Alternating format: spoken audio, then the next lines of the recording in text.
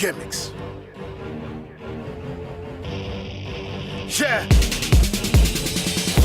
No gimmicks, taking over, no limits. Motivation, the truth inside everything you are hearing. Important live, know you feel it. Wrestling is everything that we will know with special meaning. We on it live with no gimmicks.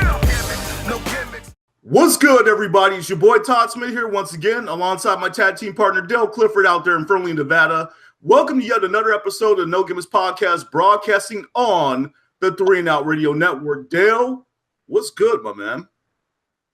What's up, Todd? Good to be with you again. And we're back at it here with a little bit of indie focus, going to the middle of the country here and making a stop in Missouri now. Yes, sir. So joining us this week on No Gimmicks Podcast, we have the heartthrob Jaden Roller. Jaden, what's good, brother? Hey, man. Happy to be on here. Appreciate you guys having me.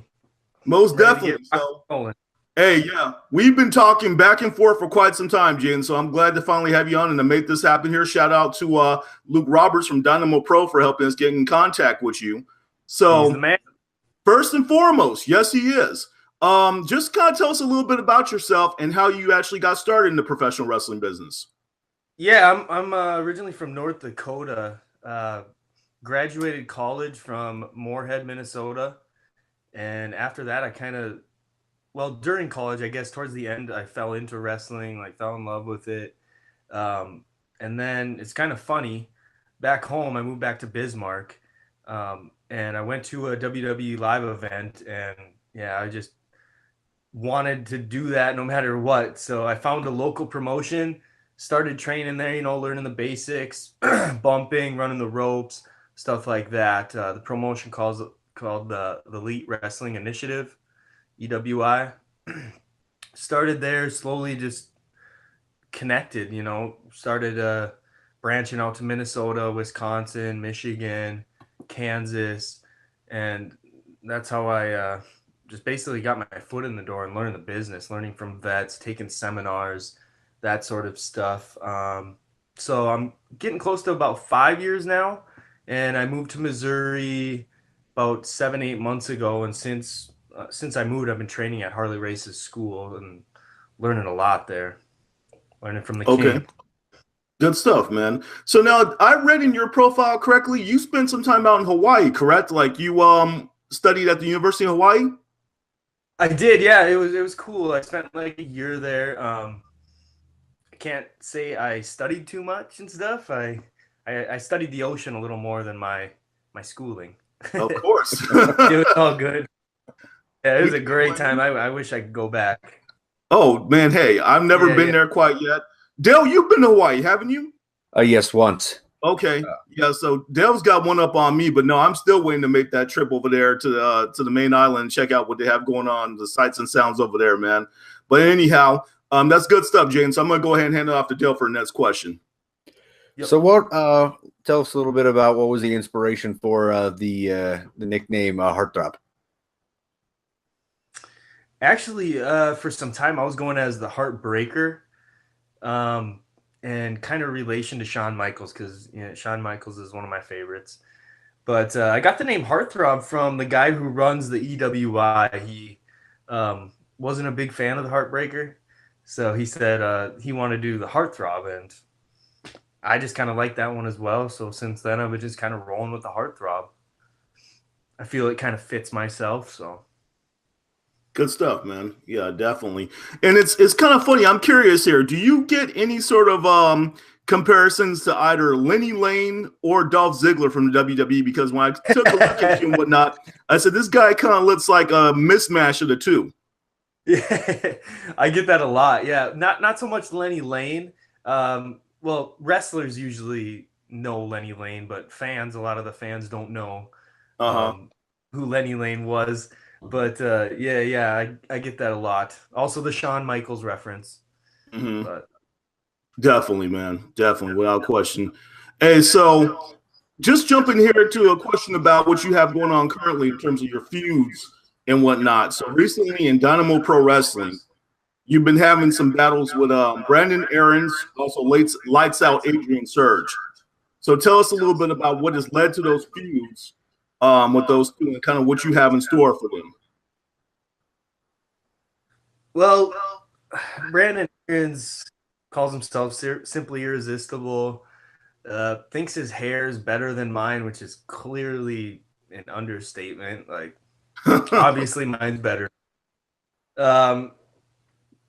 Yeah, I mean, him and I have never got the chance to go one-on-one, so I feel it needs to happen. So Dynamo Pro office, get that going. As far as Adrian Surge is concerned, first time I wiped out his knee, absolutely destroyed him. Second time he did get the best of me, so okay, yeah. I some conclusion there. Yeah. If you had a choice, man, like as to how, like what stipulation match you could get these guys in, what would be your choice? Like, I mean, would it be like, say, you know, like best out 2 out of 3 falls, last man standing? Like, what would be your ideal way of punishing them? 2 out of 3 falls, because I know I am. I don't know. I'm just very confident in myself that 2 out of 3 falls I can take them.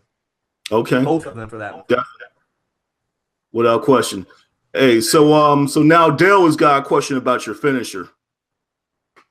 Yes. So one of your specialties and your finisher is the twist of love neckbreaker. So kind of walk us through a little bit of your style for that neckbreaker and what other kind of moves you have in your wheelhouse. Lately, I have not been using that as my finisher. But it was used as my finisher for some quite time. It's basically kind of like the Rude Awakening. My man Ricky Rude used to use, but lately I've been going with the Harlem Sidekick. Oh, so okay. I've been knocking people out with that, so I kind of like it. I do got some hops, might I say, for a white guy. And, come on, man. It's 2018, man. They got dudes of all races and whatnot participating in the dunk competition. I know it didn't happen this year at least, but I mean, hey, you know, give yourself some credit here, Jaden. Right. I know. Those guys can do it, man. The NBA player, I love watching the dunk contest. That's my favorite thing of all. That's coming up, by the way, the All-Star weekend, huh? It actually happened last night, and I'm just going to say this. I was a bit underwhelmed. Dude who won it, spoiler alert for you, okay, is the kid from Utah, Donovan Mitchell, who came at us with the reverse 360 windmill that Vince Carter used back in 2000, which will never be duplicated because he didn't get the height on it. He didn't get the explosiveness. But you really did not miss out too much, Jaden. Yeah, I guess I'm behind. I haven't been following the NBA too much. But usually I jump back into it right after Super Bowl, but okay, kind of slow this year, I guess. Well, I'm going to get you updated on things very quickly, okay? Even though we might fall in the second place in the Western Conference, the Warriors are still the best team in the league. That's your team, huh? Oh, me and Dale both, man. I love Curry. I mean, I was a shooter myself playing basketball, so I can really relate to those guys. And honestly, they're changing the game of basketball for real. Yes. Back shooting it, and these guys are shooting way behind the arc. Like, I really like where it's going, honestly. Yeah, it's kind of getting back to, you know, like fundamentals and whatnot, of course, but they still got all the high flying dunks and all that good stuff too, man. You know. Oh yeah. Level things out for us a bit here. So now, quick question for you. So it sounds like just from the information I got, you know, from Luke and whatnot, and from yourself early on in the interview, you have captured a number of titles over the course of your career. Which one would you say you hold the most near and dear? Probably the AWF promotion in Minnesota, American Wrestling Federation. I won that twice. I recently just won the 3XW Peer Championship.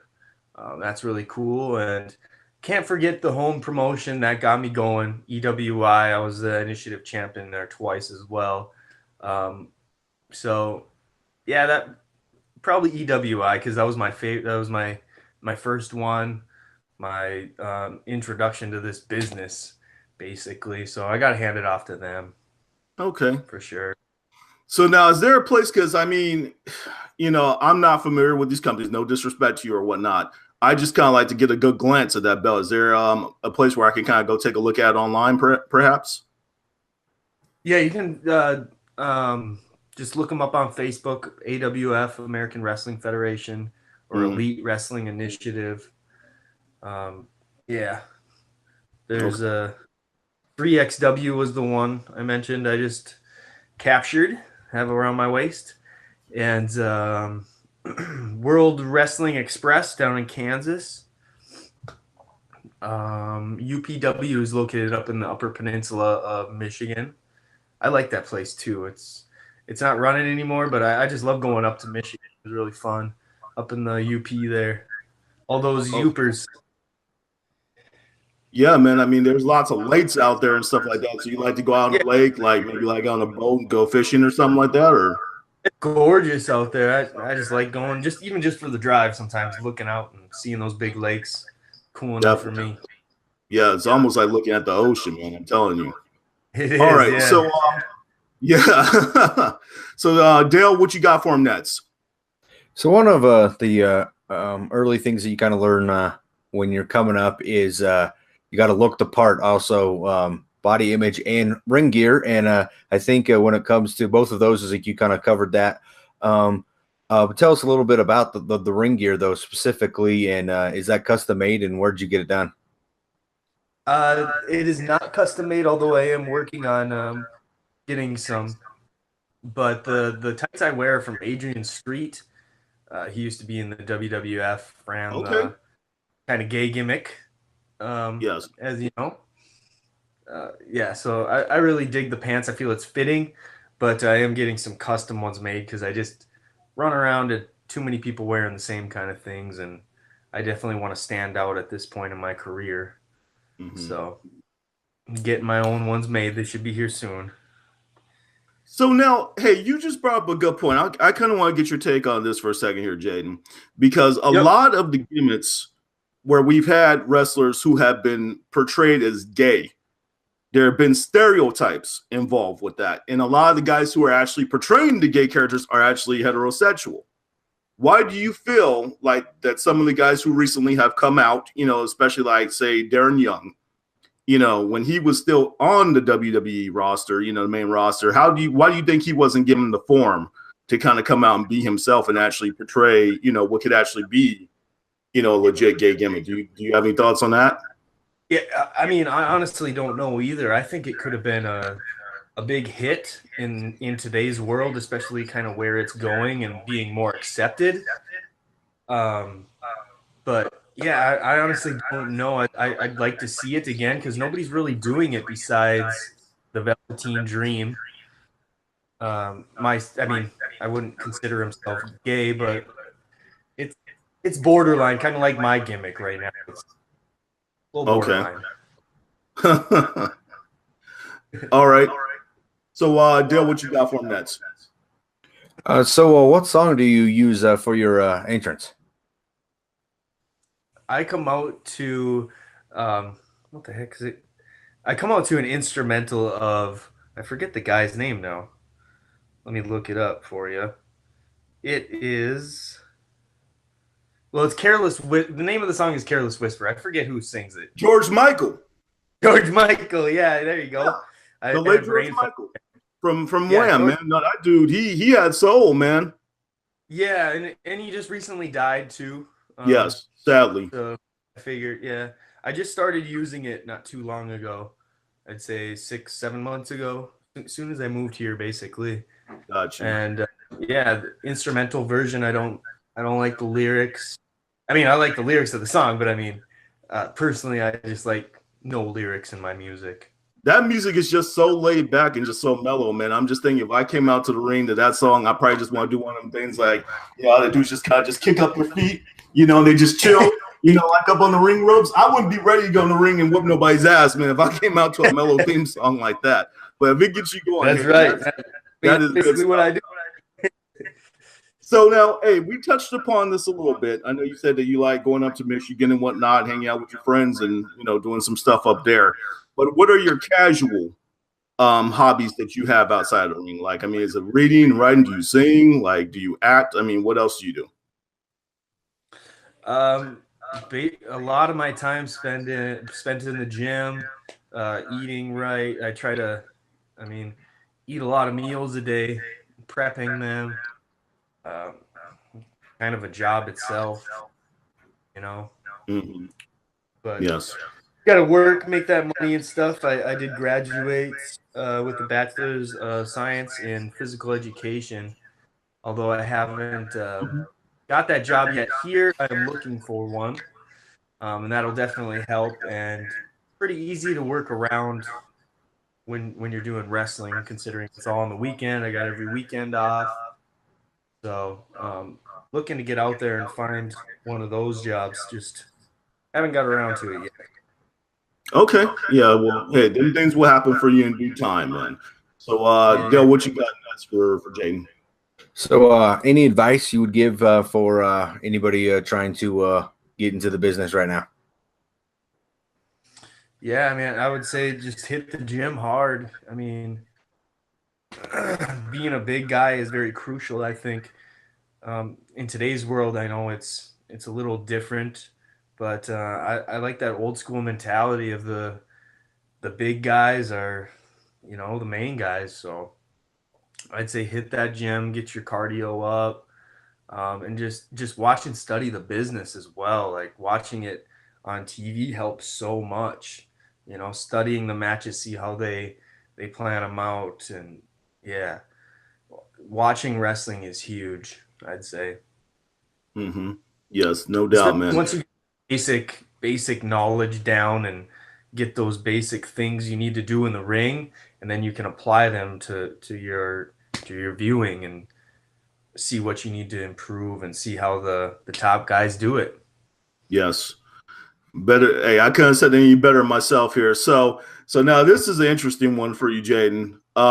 So now you are romantically involved with a lady whose father is well known in the professional wrestling business. Matter of fact, one of the dudes who I grew up idolizing. So, does the fact that you're in a relationship with Road Warrior Animal's daughter kind of help keep you in line, knowing that, like, hey, if I get online here, man, I got to answer the Road Warrior Animal, something along those lines? Oh yeah, absolutely.